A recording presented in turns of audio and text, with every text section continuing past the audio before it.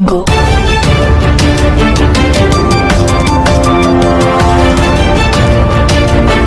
बर्तमान बड़ खबर पाणीपाग को नहीं बड़ सूचना नुआ अपडेट तेज सृष्टि है लघुचाप बढ़िला बात्या चर्चा बढ़ुची बात्या भय पारादीप महिपारे एमती किसी सूचना मिली पाणीपाग तरफ तेज जाना डिटेल्स इनफर्मेशन कौन कहूँ पाणीपाग विभाग बात्या को नहीं ता पूर्व वीडियो को लाइक करूँ जदि पार्टी आपंकर सांगसाथी मानक भिडटी को सेयार कर दिंतु जदि फ्रेंड्स आपने आमर ये चैनल में नुआ ही वीडियो देखुं पूर्व केवे भी सब्सक्राइब करना तेज निहाती चैनल को सब्सक्राइब करने सहित पाखे आसुवा बेल आइकन को बजाय रखिता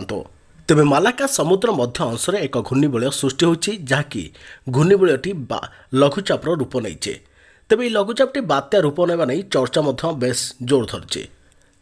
तेज घूर्णिबलयटी समुद्र पतन ठारू वायुमंडल में 5.8 किलोमीटर उच्चता पर्यंत सक्रिय रही यार प्रभाव में आज दक्षिण पूर्व बंगोपसागर एक लघुचाप क्षेत्र सृष्टि होती जहाँकि परे पश्चिम उत्तर पश्चिम दिग को यह गति कर संभावना रही जहाँकि आसंता काली अधिक घनीभूत हो दक्षिण बंगोपसागर मध्यभागे अवपातरे परिणत होवार संभावना रही परवर्ती 48 घंटे यह पश्चिम उत्तर पश्चिम दिग को गति कर दक्षिण पश्चिम बंगोपसागर आहरी अधिक घनीभूत हो पारे संभाव्य अवपात प्रभाव केते दूर ओडिशा पर पड़िबो केउ आड़कू ताहा मुहाइबो ओडिशार केउ जिल्ला रे केते परिमाण रे वर्षा हेबो केउठी लैंडफॉल करिबो बात्या सृष्टि हेले केते भयंकर हेबो ताकु नै भुवनेश्वर पाणीपाग विज्ञान केन्द्र पक्षरु बर्तमान सुधा कौनसी स्पष्ट सूचना दिया नथिबा बेले वर्षा प्रबल हेबा नै सतर्क सूचना जारी कर जायछि तेबे आगामी 24 घंटा यह स्पष्ट सूचना मिलिबो बोली पाणीपाग विभाग कहिथबा बेले पाणीपाग विभागर सूचना अनुसार जहाँकि लघुचाप पर आंडामान निकोबर द्वीपपुंज तमिलनाडु केरल में प्रबल अति प्रबल वर्षा सहित ओडिशार मध्य वर्षा लगी रहिबो किंतु पाणीपाग विशेषज्ञ प्रोफेसर सुरेंद्रनाथ पशुपालक विभिन्न मॉडल तर्जमा करी कहिसंती वर्तमान चित्र देखिले यह अति भीषण बात्या रूप नेबा आशंका रही उत्तर आंध्र प्रदेश नेल्लोर ठारू दक्षिण ओडिशार पारादीप मध्य कौनसी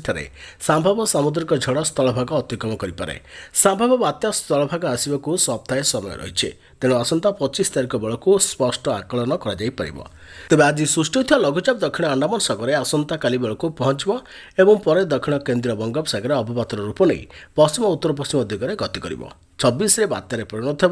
हेले यह शीघ्र घनीभूत हो उत्तर उत्तर पश्चिम दिगरे गति कर 28 तारिख सुधा भीषण बात्यार रूप नेब विभिन्न मॉडल कहूँ 29 कि 30 रे अति भीषण बात्यार रूप धारण कर दक्षिण पश्चिम और संलग्न पश्चिम केन्द्रीय बंगोपसागर को मुहाइब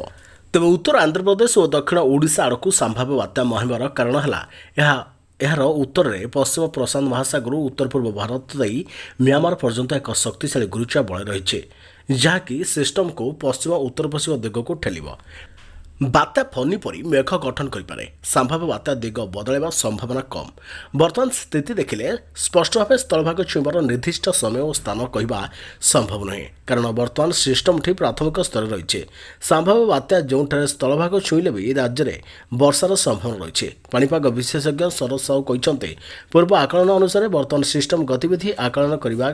चैलेंज होउछे कारण सिस्टम टी दुर्बल अवस्था अच्छी पूर्व 27 कि 28 तारिख बेलू स्थलभाग छुईब बोली देखा जाउथला